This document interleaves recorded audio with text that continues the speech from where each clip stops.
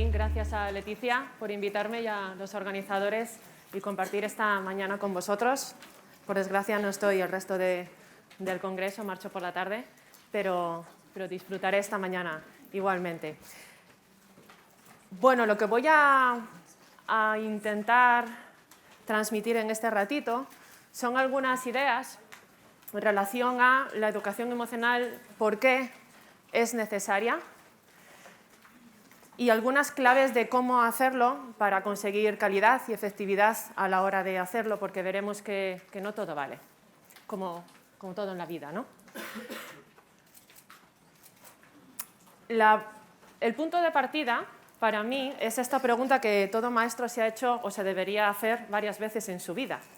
¿Qué es educar? ¿Qué es educar para ti? Porque según la respuesta que das, así enseñas.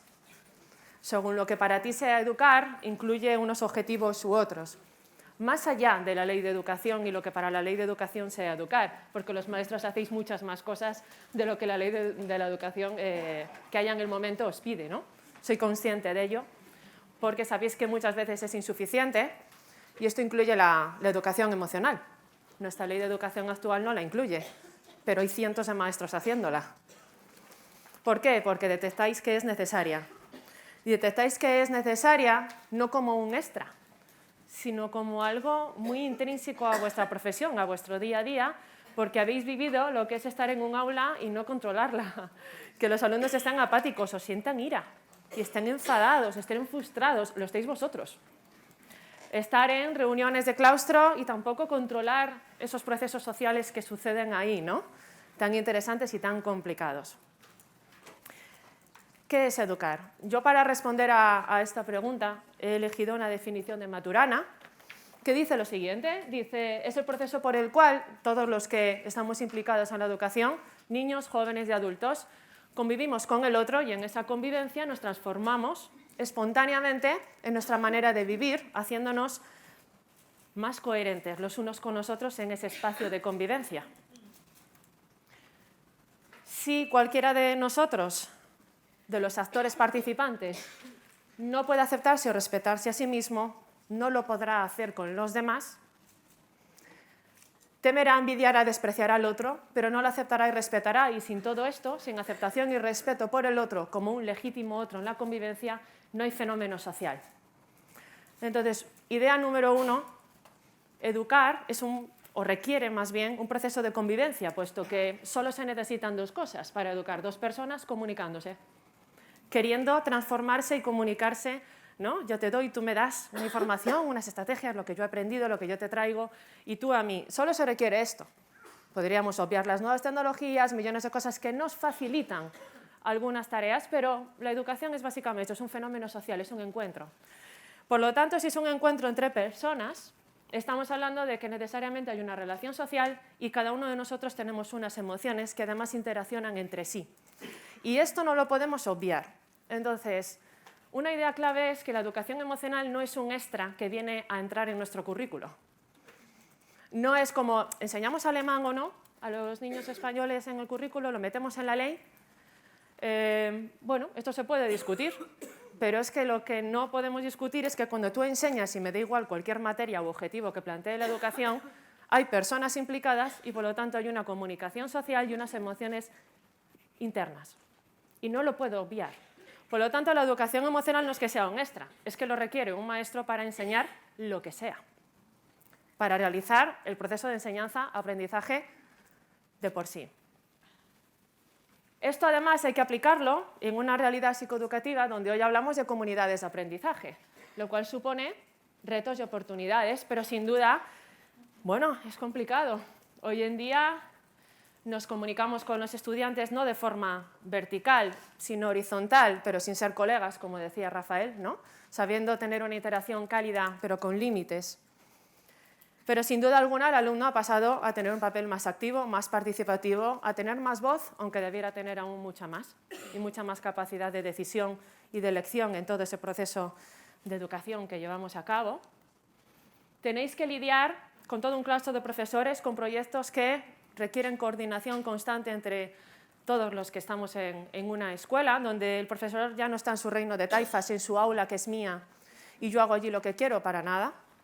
Es bueno que trabajemos con el resto de compañeros, incluso con otros centros o actores sociales, y además trabajáis con toda una familia hoy en día extensa, porque a la escuela a veces van los abuelos, los tíos, los padres, vamos muchos familiares veis muchas caras, ¿no? A buscar, a recoger a todos los niños en la escuela, así que además trabajáis con toda una familia extensa. Por tanto, la educación está hecha de humanos y de muchos humanos, cada uno con su forma de relacionarse, comunicarse y sus emociones cada día, cada momento.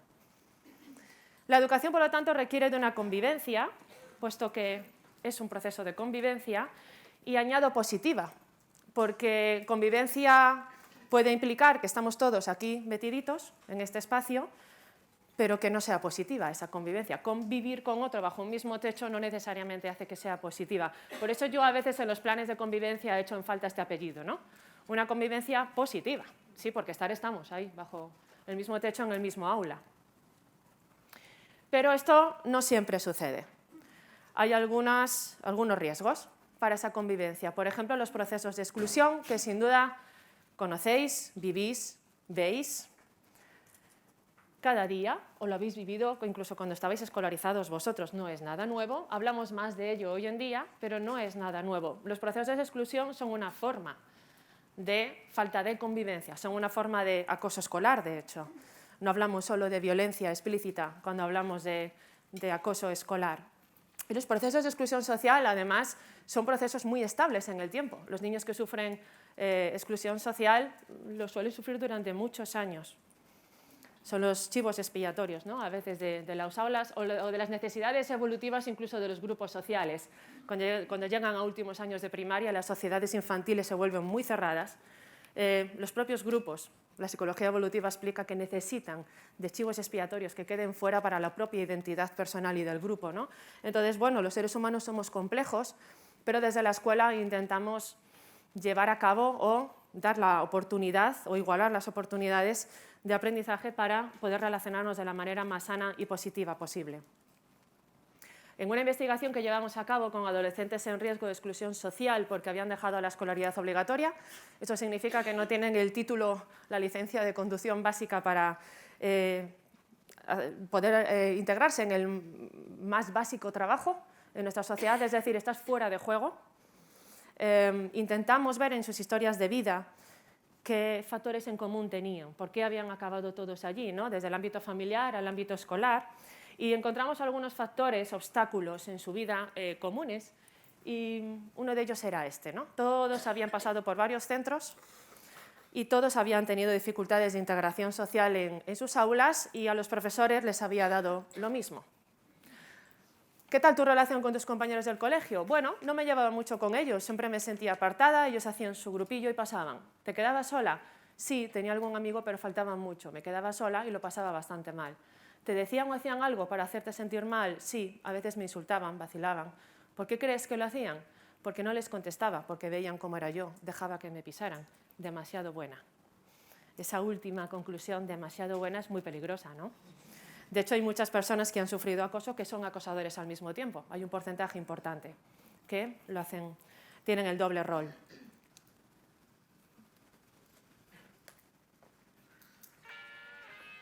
¿Se puede subir?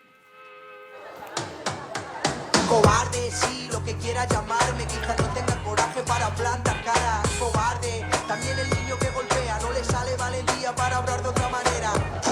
Creemos que Gabriel está acosando a un compañero suyo. ¿Acosando? ¡Ah! Lo siento, zanahoria. Ha sido sin querer. ¿Usted ha oído hablar del bullying? No. Nosotros también hemos notado que últimamente está un poco raro. Negar el miedo no hará que desaparezca. Acoso y hoy no puede hacer nada. Es un problema de software que controla la estación. Importa un carajo si es el sobre o la capa de ozono, joder. Es un crío, pero sabe cómo hacer daño. Vete a tu habitación y no salgas de ahí. Por Dios, no me puedo quitar esas imágenes de la cabeza. Y da igual que tengas una alarma, porque cuando tienes miedo, nadie la oye. Tengo miedo. No deberías dejar que te traten así. Tú lees la Biblia, porque la Biblia dice ojo por ojo. ¿Qué está pasando, Gaby? mí lo que me preocupa es no conocer a mi propio hijo. Ay, mamá, se te va la olla. ¿Por qué no me dices qué es lo que te pasa? Sea lo que sea.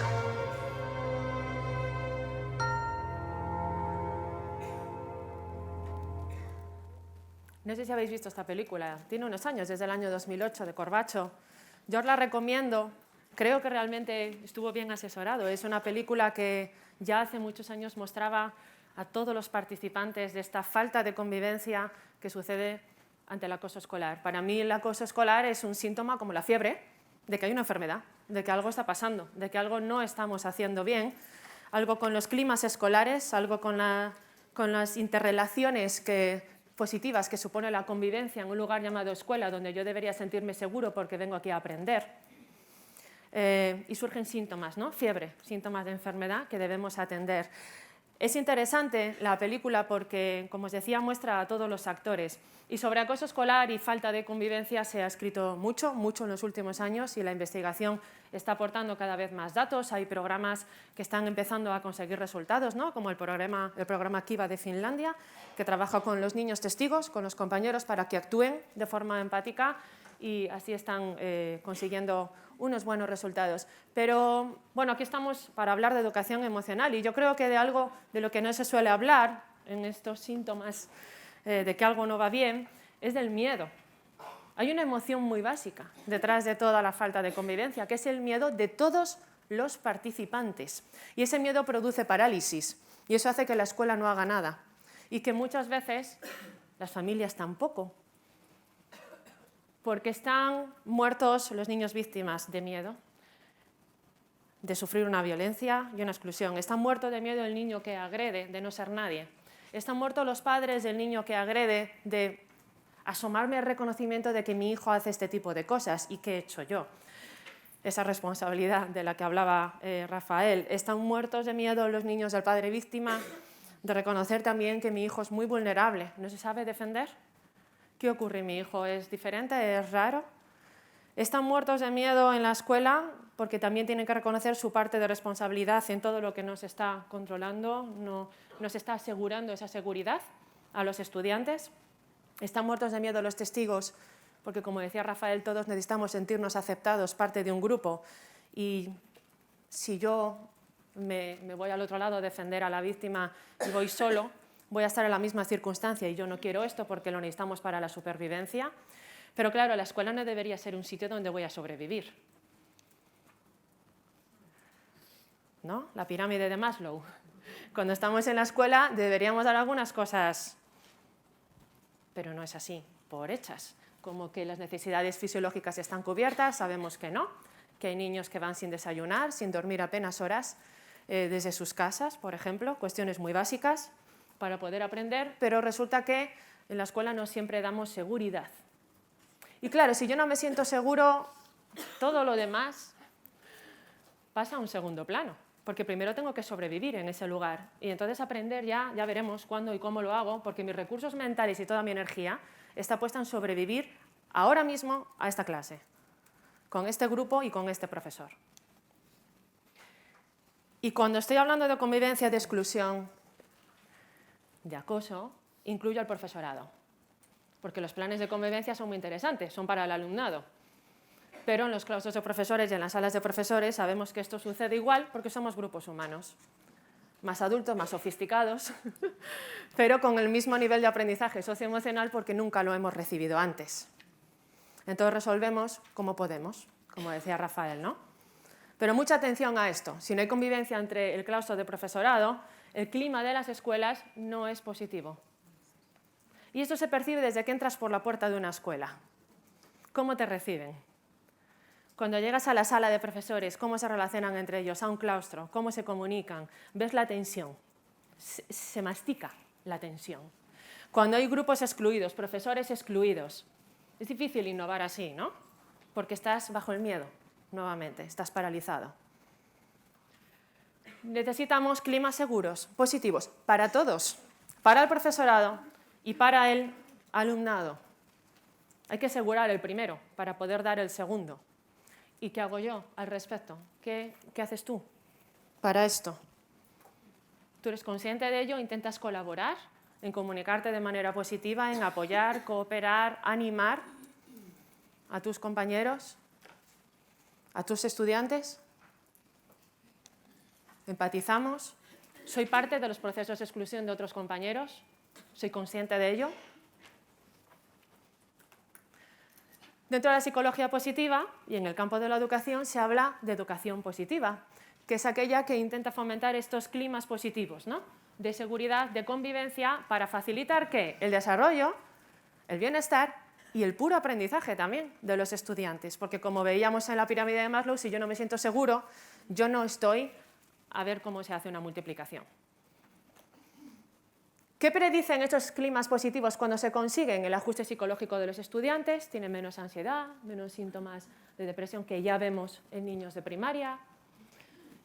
Facilita el aprendizaje, disminuye las conductas desadaptativas. Claro, luego uno se sorprende, ¿no?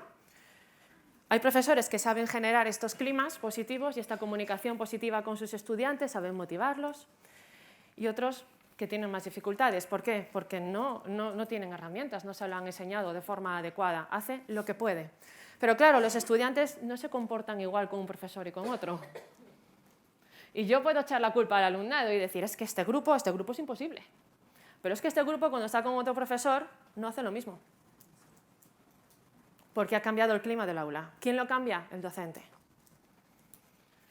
¿Qué efectos tiene? Que tú tengas más o menos problemas en el aula, más resistencias, más boicots o no, o más cooperación y empatía por parte de tus estudiantes. Y por lo tanto que el aprendizaje sea mayor, porque van contigo en vez de contra ti. Aumenta la capacidad creativa para generar nuevas ideas y por lo tanto también afrontar problemas, porque las emociones positivas facilitan esta apertura a las nuevas ideas. Favorece relaciones significativas entre todos los que están allí en el aula, entre los propios estudiantes, así lo perciben ellos, pero también en relación al profesor. Y estos climas positivos favorecen especialmente a los niños con necesidades de atención específica o porque provienen de otros contextos culturales. En esa educación intercultural es normal, es más fácil integrarse en grupos sociales donde hay empatía, hay acogida, hay cooperación, que donde no existe esto. Y por lo tanto ellos tienen aún más dificultades o más facilidades si tú les generas este clima.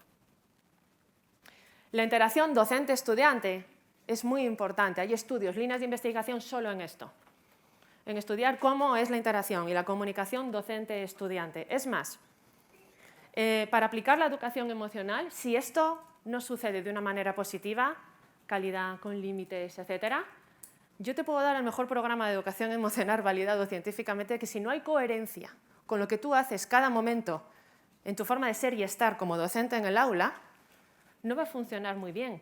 Porque yo puedo dedicar los lunes de 10 a 11 a hacer educación emocional, pero es que el resto del tiempo que estoy con mis estudiantes, yo no me comunico con empatía, ¿no? Yo no regulo mis emociones. No significa que seamos perfectos, ¿eh? No lo somos. Desregulamos en momentos, no siempre estamos con la energía suficiente para ser empáticos, hacemos lo que podemos. Pero tenemos que saber que estamos en un lugar muy privilegiado en esa interacción con los estudiantes, en las posibilidades que les podemos dar y que influye mucho para que un estudiante se sienta muy pequeñito o muy grande, se sienta con potencial o con muchos obstáculos y dificultades, ¿no? Hay personas que recuerdan frases exactas de profesores suyos que han hecho que dejasen de estudiar o que se animasen a llegar a la universidad o a soñar por aquello o luchar por aquello que querían, ¿no? Es decir, realmente estáis en un lugar privilegiado y con una alta, ¿no?, responsabilidad social, y por eso lo hace muy difícil también vuestro trabajo. Lo que me ocupa y preocupa no es solo lo que ocurre dentro del aula. Cuando hablo de clima escolar también me importa mucho lo que ocurre fuera del aula, las horas de recreo, las entradas y salidas. Yo a mis estudiantes cuando van de prácticas les digo, no os quedéis en el aula, ¿eh? Y cuando sea la hora del recreo, no os quedéis solo en la sala de profesores tomándoos un café, salid al patio. Mirad la entrada y salida del cole porque ahí vais a conocer a vuestros estudiantes que no siempre son los mismos que dentro del aula.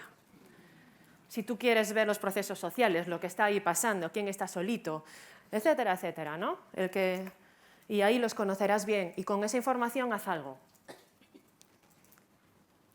¿Cómo podemos promover esos climas positivos de aprendizaje? A través de 3 grandes ejes o fuerzas.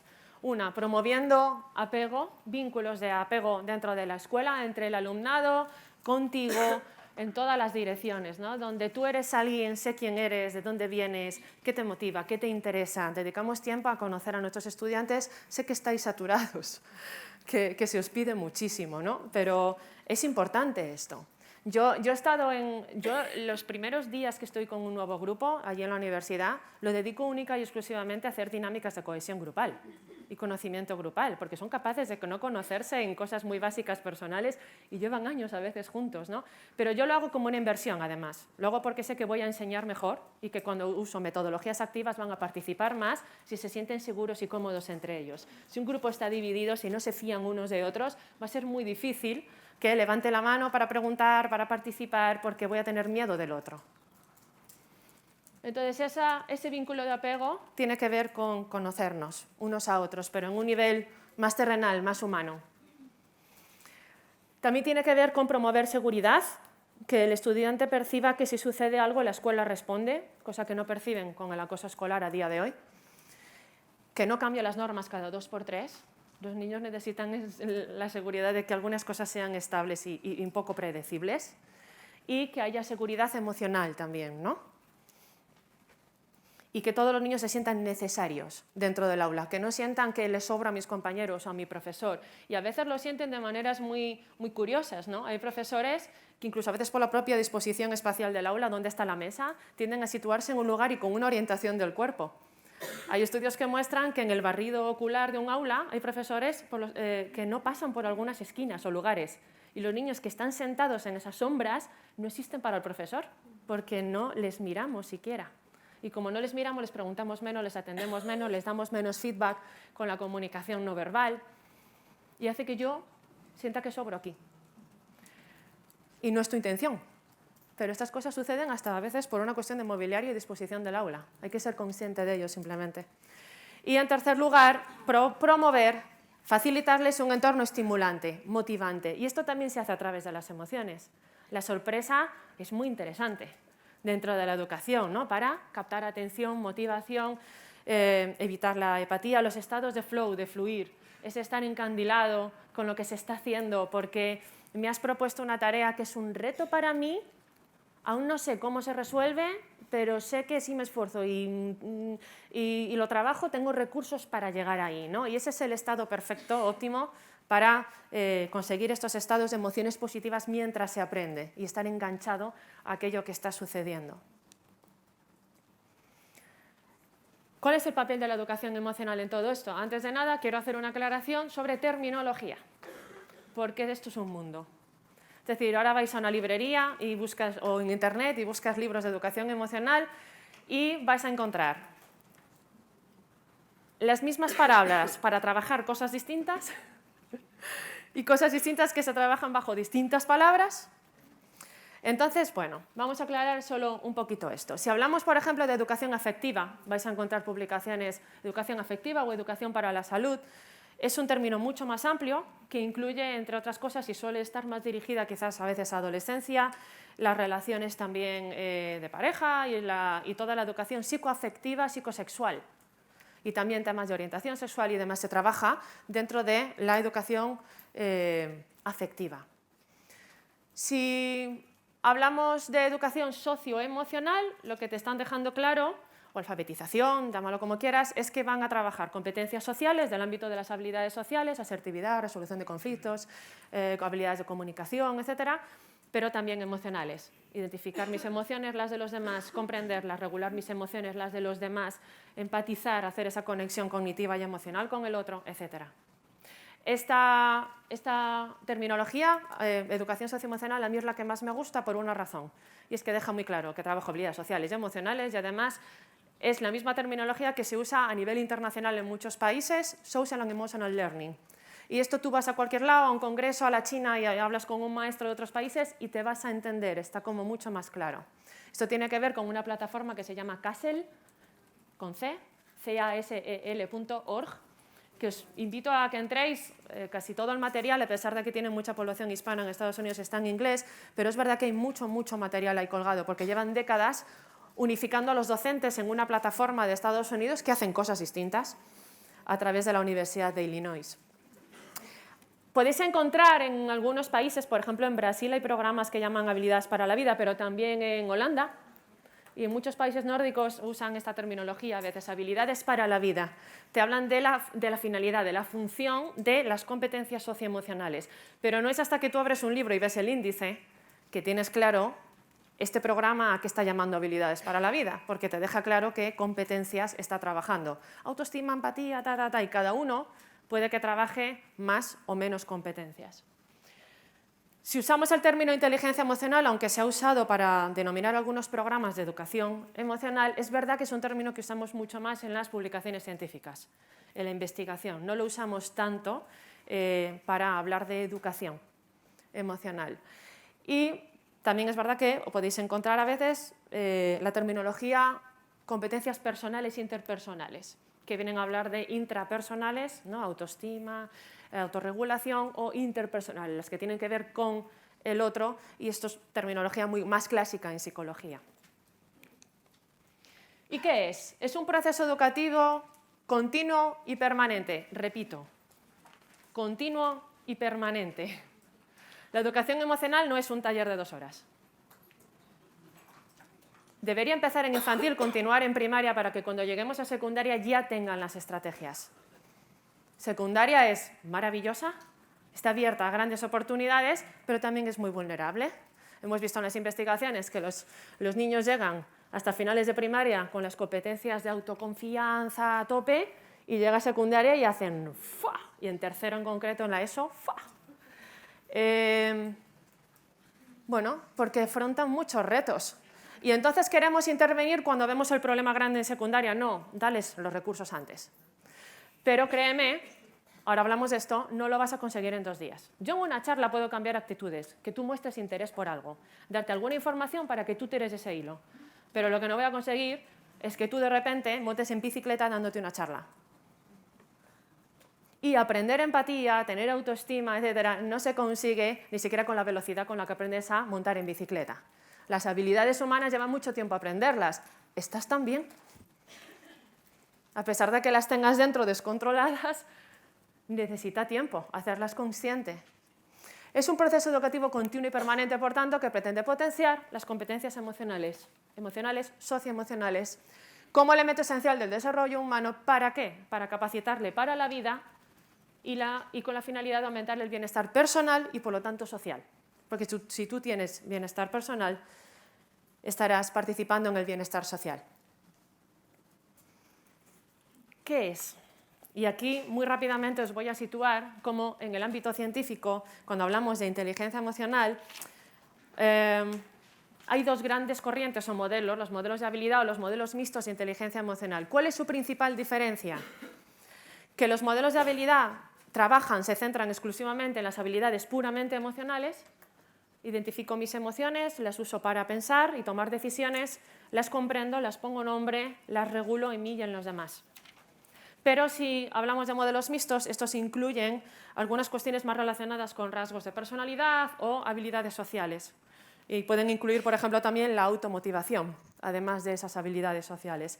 Por tanto, incluso cuando veáis un manual, programa de inteligencia emocional, os digo, abre la tapa, mira el índice, porque hasta que no veas qué es lo que trabaja, no sabes si estás trabajando solo habilidades emocionales o también las sociales, porque depende del modelo y marco teórico del que partan. ¿Por qué habría que hacer educación emocional? ¿Qué ha dicho la investigación en torno a esto? Porque yo si hay algo que creo es que a los docentes no les debemos pedir algo hasta que no estamos muy seguros. El esfuerzo que os pedimos de formaros y hacer innovaciones que lleva años llegar a implementarlas bien, no debemos pedirla hasta que tengamos datos muy concretos. Ni yo pediría a la Administración que haga un gasto público en algo que todavía no se ha aprobado. ¿Por qué habría que hacer educación emocional? Porque la investigación os ha dicho algunas cuestiones en torno a qué ocurre con los niños y jóvenes cuando tienen estas habilidades, esta inteligencia emocional. Lo que hemos visto a lo largo de las últimas décadas es que los efectos, es decir, que cuando tú tienes inteligencia emocional son en todas las áreas de la vida, en las áreas de la salud, en las áreas sociales, en las áreas académicas o laborales cuando nos integramos a estas, ¿no? Algunos resultados, por ejemplo, Cuando los niños y jóvenes tienen más inteligencia emocional, muestran menos conductas disruptivas, mayor calidad en las relaciones sociales, no solo percibida por ellos, sino por sus propios pares y compañeros, un mayor comportamiento prosocial, altruista, mejor rendimiento académico y laboral cuando se integran los jóvenes. No es que el hecho de que tú tengas inteligencia emocional hace que tú saques un 8 en matemáticas en junio. Es que cuando tú tienes inteligencia emocional puedes usar estos recursos para mantener el equilibrio, el ajuste psicológico, el equilibrio emocional, para que la atención, la concentración, la memoria, las estrategias, todo funcione, todo lo que requiere aprender. También hay estudios que hablan de cómo cuando te relacionas mejor con los demás, esa colaboración y ayuda también influye, ¿no?, en el rendimiento académico, aunque sabemos que el rendimiento académico depende de un montón de factores también sociales, familiares, culturales, etc. Previene conductas de riesgo. Los jóvenes que tienen más inteligencia emocional fuman menos, beben menos, consumen menos drogas. Cuando se sacan el carnet de conducir, conducen a una velocidad más adecuada, menos arriesgada. Cuando se les pregunta por su satisfacción con la vida, correlaciona de forma positiva. A más inteligencia emocional, más satisfacción percibida por ellos, es subjetiva esta satisfacción con la vida. Y usan estrategias de afrontamiento más adaptativas en el sentido de más saludables. Lo interesante de estas investigaciones es que estos resultados de su relación con la inteligencia emocional se obtienen cuando hemos controlado además su inteligencia general, fluida, cristalizada, y los rasgos de personalidad. Y sabemos que la inteligencia general predice un 20% de rendimiento académico y sabemos que los rasgos de personalidad, con una base innata muy importante, influyen en casi todos los comportamientos de nuestra vida. Por lo tanto, que la inteligencia emocional explicase además otros porcentajes de qué está pasando aquí era un resultado nuevo, ¿no?, a nivel científico. Nos estaba aportando que, bueno, que hay otros factores que también están incidiendo y por lo tanto tenemos que trabajar con ellos. Entonces se diseñan programas. A veces se han diseñado programas antes de tiempo, porque cuando se estaba investigando qué pasa con la inteligencia emocional con niños y jóvenes o en el ámbito laboral, en las empresas, ya había gente diseñando programas cuando todavía no sabíamos muy bien cuál era el papel de esto. Lo cierto es que, bueno, con los años hemos ido sabiendo más y se han ido diseñando programas e intentando ver qué metodologías funcionan, cuáles no, qué pasa, esto funciona o no, se educa o no, conseguimos realmente cuando ponemos en marcha programas este desarrollo socioemocional en los niños o no. Porque uno podría decir, pero ¿cómo no lo va a hacer? Bueno, pues es que hay que verlo. El cómo, el cuándo, el cuánto, ¿no? Algunos programas, por ejemplo, con la Universidad de Málaga, con Laboratorio de Emociones, diseñamos y validamos, repito, y validamos, porque una cosa es diseñar un programa y otra cosa es demostrar que produce desarrollo, es decir, que realmente funciona, que consigue aquello que pretende en sus objetivos. Y en educación hace mucha falta, mucha más investigación y evaluación de lo que usamos, de los recursos y metodologías que usamos. Bueno, cuando se diseñó este programa, está dirigido para secundaria, para la ESO, para los 4 cursos de la ESO, se observaron algunos efectos, ¿no? Efectos en disminución de la depresión, de la ansiedad, del estrés social, aumentaba la autoestima, disminuía la somatización, que es la forma de mostrar en nuestro cuerpo, nuestra salud, nuestro estrés, por ejemplo, y fomentaban la relación positiva con los padres. Lo más interesante es que cuando hicimos el seguimiento, porque tú haces un pretest antes de implementar, un posttest, cuando ha terminado la intervención en el curso escolar y hay un grupo control que no recibe, ¿no? Se evalúa igual, pero no recibe la intervención. Si un programa funciona, debería mostrar que los que han recibido la intervención mejoran en algunas cosas en relación a de dónde partían ellos, de autoestima, de empatía, de todo, y en relación a niños de la misma edad y misma circunstancia socioescolar que no han recibido el programa. Lo interesante es que cuando hacíamos un seguimiento, o sea, si el posttest era en junio y hacíamos un seguimiento 3 meses después, lo que se ha visto, se llama el efecto durmiente, es que 3 meses después mejoraban aún más los resultados, veíamos aún más algunos resultados. Obviamente, cuando haces esta validación tienes que controlar algunas variables extrañas, como por ejemplo el estilo educativo familiar o las habilidades emocionales que tiene el propio docente que aplica el programa, ¿no? Y muchas más cuestiones. Otro programa llamado Educación Responsable, que tuvisteis aquí en Navarra durante un tiempo a través del gobierno y después yo creo que se ha desactivado. Este programa es de la Fundación Botín y está en varias regiones de España y países de Latinoamérica también ya. Lo evaluamos en 2 ocasiones con investigación longitudinal de 3 años, siguiendo a los niños durante 3 años, con varios post-test, por lo tanto, y viendo cómo el programa va aportando resultados a medida que los profesores están más confiados, más familiarizados con esto de hacer educación emocional y a medida que los niños reciben más intensidad en esta educación año tras año. Evidentemente vemos que con los años mejora los efectos y además así lo indican otras investigaciones, que la intensidad es necesaria. Y observamos efectos, por ejemplo, al igual que ocurría con Intemo, como la disminución de ansiedad, aumentaba la asertividad y creatividad, la comprensión y la regulación emocional, la relación profesor-alumnos percibida por los alumnos, el clima escolar percibido por los alumnos y el rendimiento escolar a la hora de predecir la media de calificaciones en junio. Ha habido varios metaanálisis, es decir, análisis transversales de los estudios publicados en relación a educación emocional, que han sido muy importantes, ¿no? Porque después de décadas llega un momento en que algunos investigadores, como Durlach y su equipo de Illinois, dicen, bueno, vale, llevamos aquí 2 décadas haciendo educación socioemocional, ¿esto está funcionando o no? Entonces hacen este análisis transversal de diversos programas publicados con sus resultados. Y lo que observan es, 1, que sí, que la educación emocional está consiguiendo resultados en esas habilidades socioemocionales que mejoran, que tienen efectos, que además tienen efectos indirectos, por ejemplo, en las actitudes emocionales y sociales, en las conductas sociales positivas, en la disminución de problemas de conducta, en el malestar emocional y en el rendimiento académico. Evaluaron todas estas cosas. Pero lo interesante de este metaanálisis ya no es solo si funcionaban en cuanto a conseguir los objetivos, sino y qué tenían en común los programas que mostraron eficacia y los que fallaron, porque de aquí podemos sacar, ¿no?, conclusiones muy importantes. Lo que tenían en común los programas que eran efectivos, que realmente conseguían promover ese desarrollo, eran 4 condiciones. Eran secuenciales, había una progresión de habilidades más generales y básicas, y si tú sigues la progresión evolutiva de los niños y su desarrollo cognitivo, afectivo, social, es lo lógico, de lo más general y básico a lo más específico y complejo.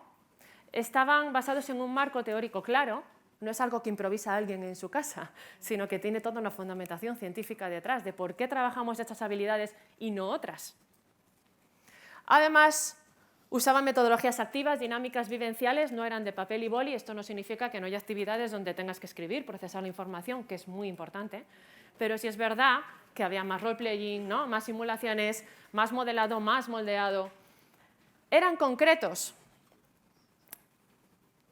Y esto conlleva varias cuestiones. Una, y es que no intentaban mejorar la vida de la gente en su totalidad. Es decir, hay programas que dicen, vamos a mejorarlo todo, y trabajan 25 cosas. A cada una de esas 25 cosas le dedican media hora al año, y con suerte lo hacen año tras año, y no un solo año.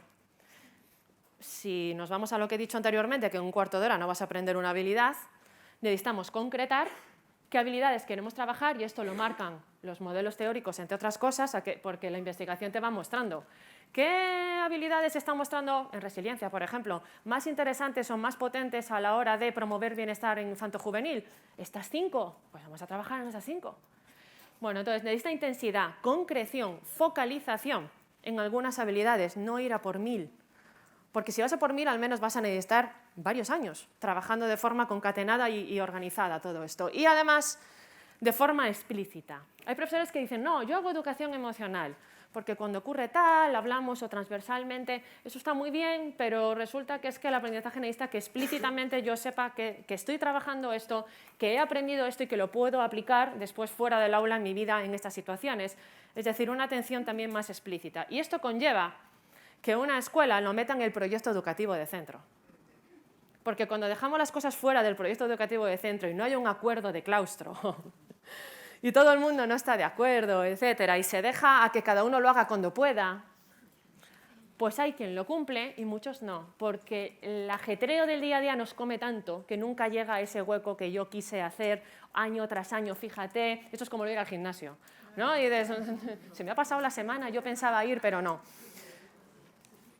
¿Qué tenían en común los que no eran eficaces? Esto es tan importante como lo anterior. Muchas veces el profesorado adaptaba tanto el programa que se había validado a mi forma de ser y mis cosas, que nos salíamos un poco a veces incluso del campo científico de lo que hemos visto que sí funciona, y entonces, claro, yo ya no te podía asegurar que te funcionase, porque es que no has hecho nada de lo que hemos visto que funciona. Otra, y esta es una cuestión sistémica que afecta a varios países y al nuestro en particular, alta rotación del profesorado. Hay colegios donde el 50% de la plantilla el año que viene no está, son interinos y están en otro lugar. Tú formas a estos docentes y el año que viene no están, llegan otros. Y hay que volverlos a formar, porque es que estamos haciendo una innovación educativa y como a ti nunca te han formado en educación emocional, resulta que tenemos que empezar de cero. Porque tú puedes sustituir en lengua o matemáticas porque has recibido esto, pero educación emocional no te lo han enseñado nunca. Entonces esto, como diría Mota, es muy cansino para los coles, ¿no? Y para los profesores que sí están y sí se quedan y se acaban quemando y acaban abandonando. Y la innovación educativa requiere tiempo para ver efectos, es sembrar. Alta rotación de profesorado que la administración debería remediar, porque es imposible educar y hacer cualquier innovación educativa, ya no solo de educación emocional, con esto. Esto incluye la falta de formación de profesorado, que a veces llega la ley mágica que dice, oye, que sí, que venga, en las competencias metemos la educación emocional y las competencias emocionales, pero no hemos formado a los docentes, entonces el sistema les pide algo para lo que no les ha formado. Esto ha pasado en Canarias.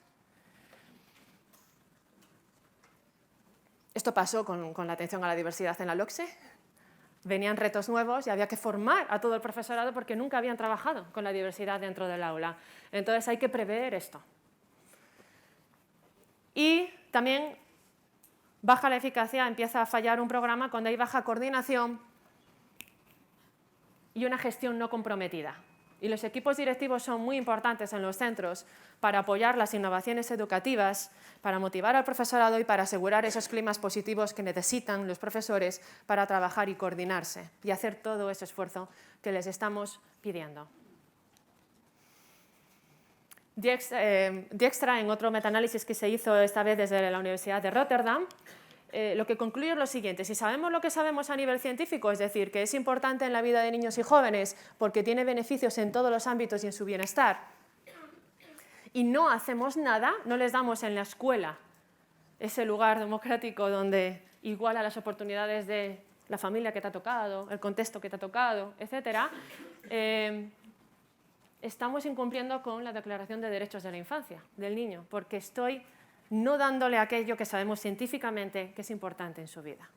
No es la panacea, no va a remediar la vida del mundo entero, la educación emocional, pero sí sabemos que ayuda, sí sabemos que te aporta recursos y estrategias que afectan a todas las áreas de la vida.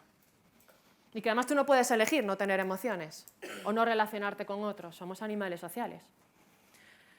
Pero claro, ¿atienden los docentes a las emociones de los estudiantes? A la chica de antes, que vamos a llamar Belén, le preguntamos, si tú fueses profesor, ¿qué harías? ¿Con la gente que falta? ¿Con la gente que no se siente bien en clase?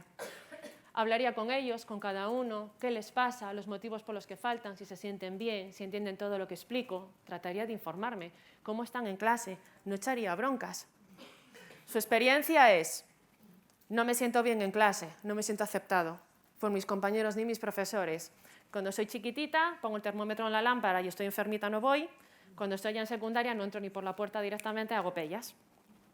Cuando de repente un día se me ocurre volver al aula, el profesor a lo mejor me recibe con una ironía, como, hombre, tenemos el placer de recibir a... O mis compañeros me miran mal, o se ríen de mí, etc. A la única clase a la que iba esta alumna era una clase de literatura en secundaria, donde la profesora fue la única que se interesaba por ella. Oye, Belén, ¿cómo estás? Que no has venido en un mes, ¿qué te pasa? ¿Podemos hablar? Cuéntame. No ha venido un alumno tuyo en un mes, ¿no te preguntas por qué? No hablamos con los estudiantes, por cierto. Hablamos con sus padres, intuimos desde muchos sitios, pero no siempre hablamos con ellos, los tenemos ahí. Ahora, claro, te tienes que ganar su confianza. ¿Qué pasa con la inteligencia emocional de los docentes? En todo este proceso de educar, con convivir, en esa interacción, ¿es importante o no? ¿Influye o no la inteligencia emocional de los docentes? Cerrad los ojos un segundo y visualizad al menos, espero que hayáis tenido muchos, un gran profesor que hayas tenido. Un gran profesor. Visualízale. Vete al aula, allí con él o con ella.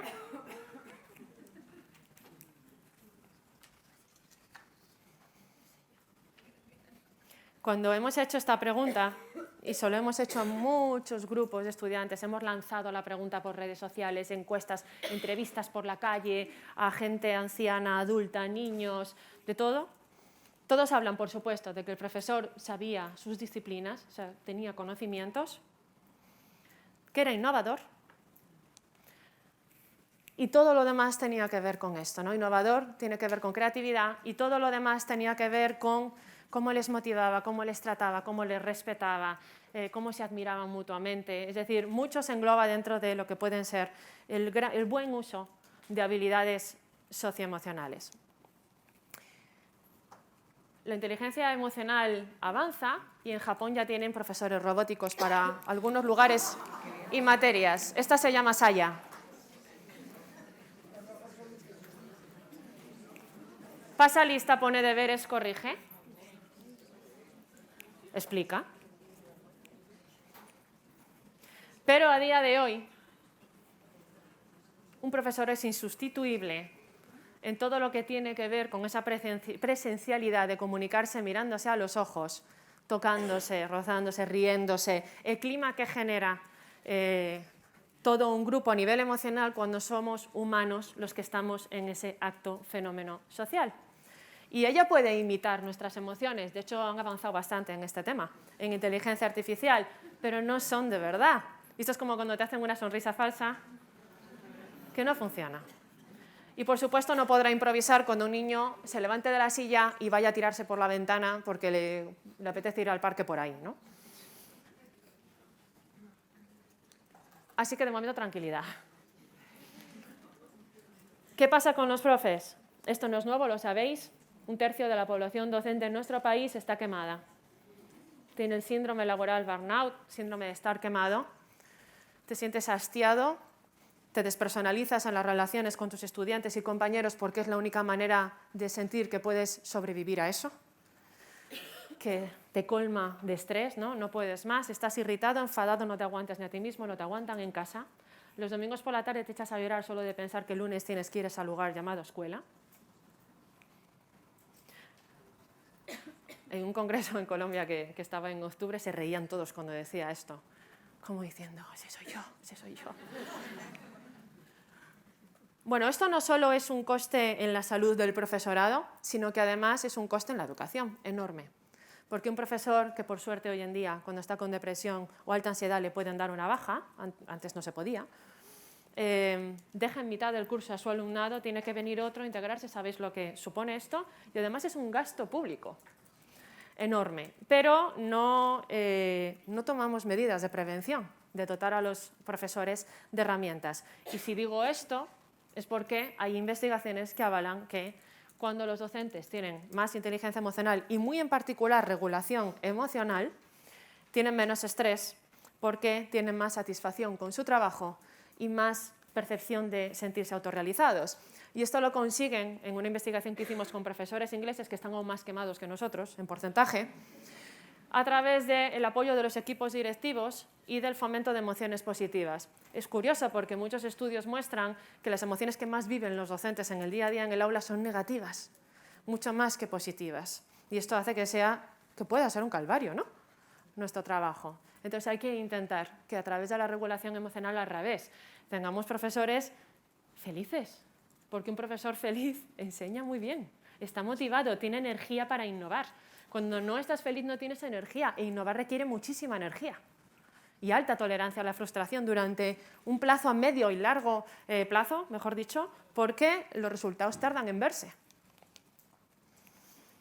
¿Qué beneficios tiene en la investigación que un profesor tenga inteligencia emocional? Hemos dicho 1, previene el burnout. 2, estos profes perciben más control en el día a día en los resultados, en la gestión, dentro de lo poco controlable que puede ser la educación. Y más satisfacción en su trabajo, como veíamos. Conseguían mejores resultados en sus estudiantes a través de muchos mediadores, como acabamos de decir, entre otras cosas porque innovas más, y sus alumnos no solo aprenden más, están más contentos con él. O sea, yo recuerdo estar haciendo investigación dentro de las aulas y pasar por muchas aulas. Y estar en un aula donde van a entrar los alumnos por la mañana y estar allí con el docente y ver a los estudiantes que entran, ven al docente y sonríen. Y como hay alumnos que están en el aula, entra su profesor y no les sonríen. Esto es mucho. Y yo de repente veo que efectivamente tenían un gran profesor ahí dentro, ¿no? Cuando sonríen. Mejora el clima de trabajo con los compañeros. Además de con los alumnos en los climas de aula, hay más coordinación, más ganas de participar, de ayudar, de apoyar. Están más motivados, más comprometidos con lo que hacen. Y mucho cuidado, porque la investigación que hemos hecho validando programas, cuando controlábamos algunas variables como la inteligencia emocional de los docentes, su compromiso, su burnout y su percepción de autoeficacia, la que más influía en los resultados del programa, es decir, cuántos efectos producías en tus estudiantes en su desarrollo socioemocional, era el compromiso de los docentes con esa educación emocional. Y por eso yo dedico un buen rato a explicar por qué hay que hacer la educación emocional en fundamentos científicos. Porque si un profesor no entiende el por qué, por más que yo te enseñe educación emocional, te enseñe cómo se lleva a cabo un programa y te fomente en ti estas competencias, que es necesario para que tú apliques ese programa, entonces lo harás, pero no sabrás muy bien por qué, no tendrás un compromiso con yo tengo que hacer esto, es necesario, y esto produce más efectos en la eficacia de esos programas, ¿no? Y son más creativos, más innovadores, buscan más alternativas porque están más tiempo en emociones positivas, entre otras cosas. ¿Es posible educar a los docentes? Sí. El primer estudio que se encuentra en relación a esto fue de Byron en 2001. Él entrenó a profesores noveles recién egresados de la facultad en un programa de educación emocional y mostró que sí que aumentaban las competencias emocionales, es decir, que no por ser adulto no es que podamos entrenarnos en esto, pero además predecía una transición más adaptada, más ajustada, más saludable a la vida de ser maestro. Y los profesores noveles los primeros años de ser maestro son muy duros, están muy estresados, tienen mucho burnout, porque es todo nuevo, muchos retos que afrontar, llegas a una cultura escolar, que cada escuela tiene su cultura, y hay que hacerse con ello y puede llevar años hacerse con eso, es decir, no sabes ni dónde está el baño, ¿vale? Es que al principio hay muchos retos. Bueno, pues esa transición era más ajustada puesto que les das herramientas para identificar, regular sus emociones, etc. Necesitamos formar a los docentes. Yo da igual lo que os cuente de programas de educación emocional, si un docente no ha recibido nunca esta formación, ¿cómo la va a hacer? Es que no puedo enseñar lo que no sé. Y además me da pánico hacerlo. Y tienes razón, porque te estoy diciendo que hagas algo que tú ni siquiera has tenido un referente, es que no lo has visto, ni en las aulas cuando tú estabas en la escuela, ¿no? En este sentido,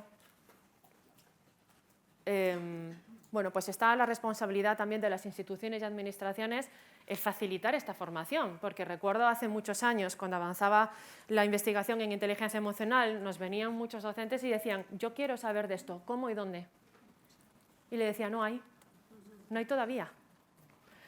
Bueno, muchos años después, en mi facultad, por ejemplo, conseguimos insertar una asignatura que dan en el primer semestre, en primero, según llegan los estudiantes, que se llama Formación en Valores y Competencias Personales para docentes.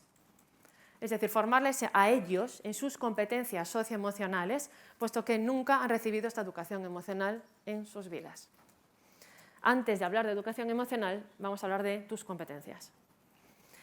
Por otro lado, bueno, y no somos la única facultad de España que lo hace, ofertamos, en este caso, un título propio, un máster, un posgrado, ¿no? Ya para egresados y profesionales, con la Fundación Botín, en este caso, en educación emocional, social y de la creatividad también. Pero muchas veces los docentes, donde yo me encuentro con ellos, es en los CEPs, no sé cómo los llamáis aquí, los Centros de Formación Permanente de Profesorado, CEIPs. Mi experiencia en esto es la siguiente. Cuando voy a los CEPs a dar cursos, los cursos son cortos, a veces son de 15 horas.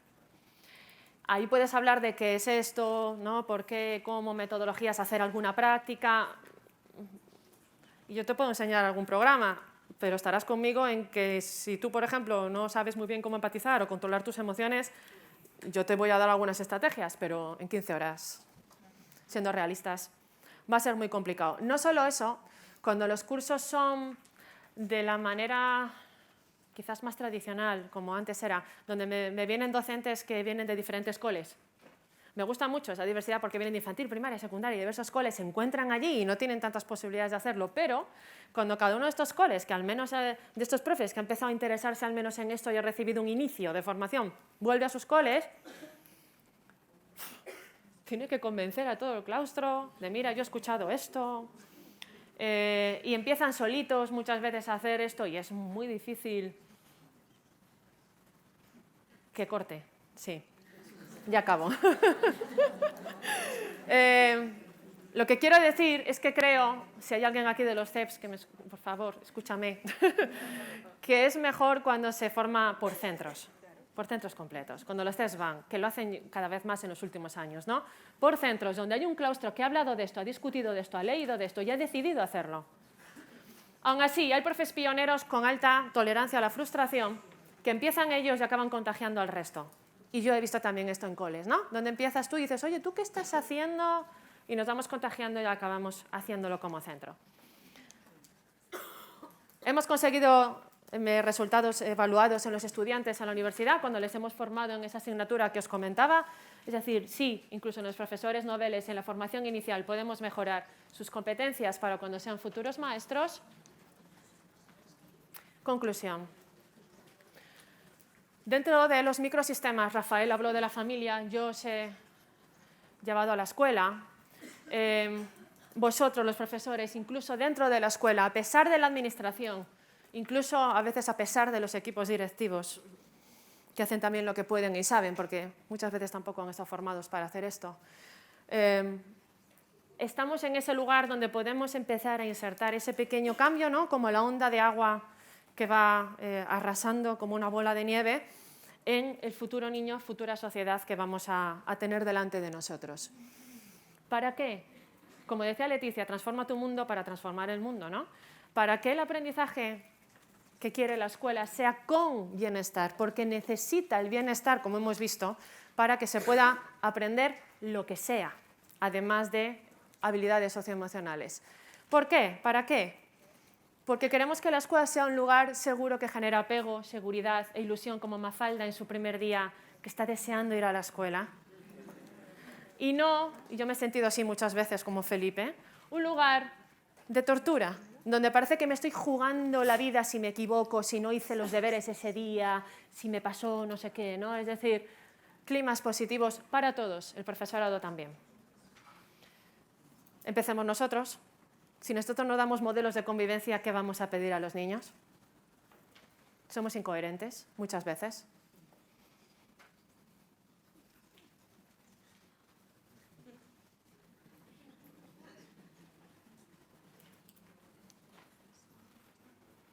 Muchas gracias.